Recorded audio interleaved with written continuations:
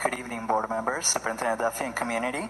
My name is Demetrio Gonzalez, and I'm the president of United Teachers of Richmond. The charter school issue is very complex, personal, and one that is constantly in our conversations here in West Contra Costa. I believe that the Invictus families and community truly want to offer the best educational opportunities for their students. I also believe that the people behind the petition have very good intentions. But I stand here tonight in opposition of the petition. I believe that the founder's experience has not prepared him for the task of being principal of a school for our students. We are being asked to trust him with the lives of up to 750 of our students with very little leadership experience. I simply cannot do that. I also worry about the working conditions, compensation, and possible recruitment and retention of their educators in the school. I worry about the curriculum and learning opportunities offered. I worry about the facilities and our capacity to have this school in this district.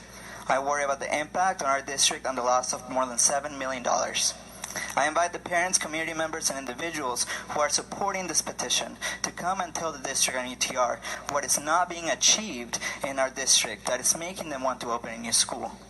I'll personally sit down and listen to every single one of them, and to best of my ability, try to obtain whatever it is that they're not getting, as well as listen to them. And I hope you'll join me to do that.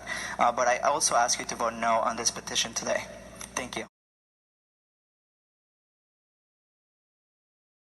Hello everyone, I am Mitzi Perez and I'm running for CTA State Council. I was born and raised here in Richmond and I am a product of West Contra Costa Schools. I am now the digital arts teacher at Kennedy High School and I am a UC Berkeley alumni. I'm a fierce advocate for our community and I feel like it's necessary given the state that we're in. What I really want is high expectations for our students and also very high supports for our teachers. And I really want more parent involvement because I think that's super important. So yeah, thank you.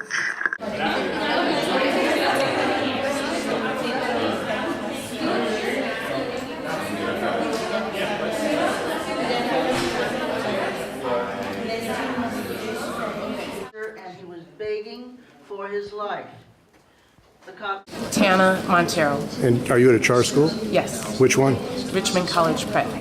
I'm here to talk about having,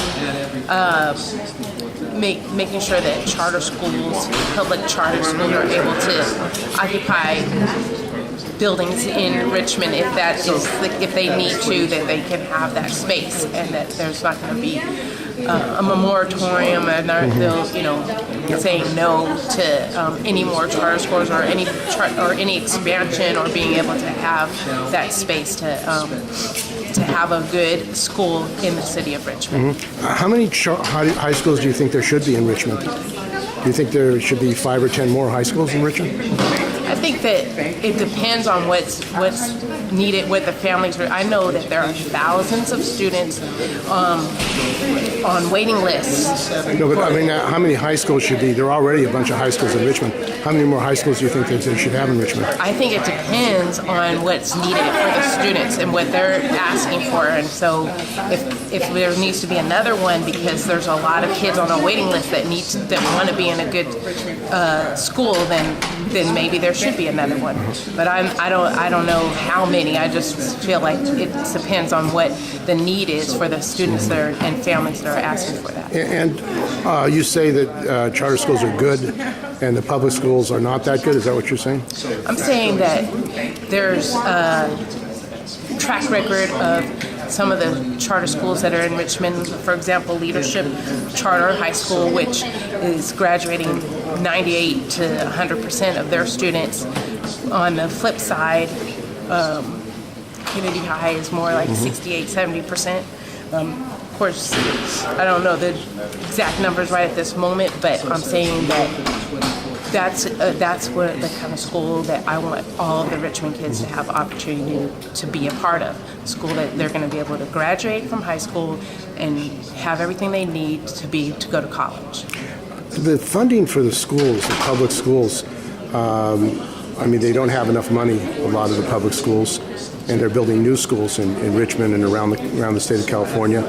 The billionaires who are supporting the charter school, California Charter School Association, say they want the solution is more charter schools. Why isn't there proper funding in the public schools that exist that are publicly run? I feel like there is proper funding. I think the LCAT funding is the same money that charter schools are using.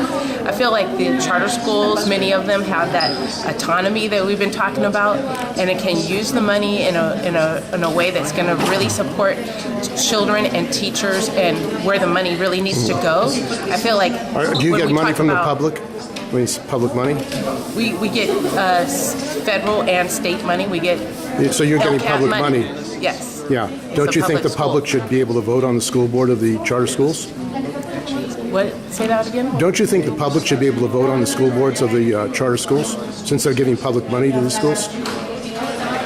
Yeah, the public is able to go to those school board meetings. No, I'm talking about vote on the board members. So they're not privately picked, but the school board, the publicly elected school boards. Well, I think that is different in every charter public school, and I'm not quite sure how each charter public school works as far as that's concerned. Well, who's on your board? Are you at a charter school now? For example, I feel like our West County board has 5 members, and I don't think that really represents the full West Contra Costa district, which is hundreds of schools. I just feel like that system is just not working, and it hasn't worked for a long time, and that's what we're seeing here. But I got to go.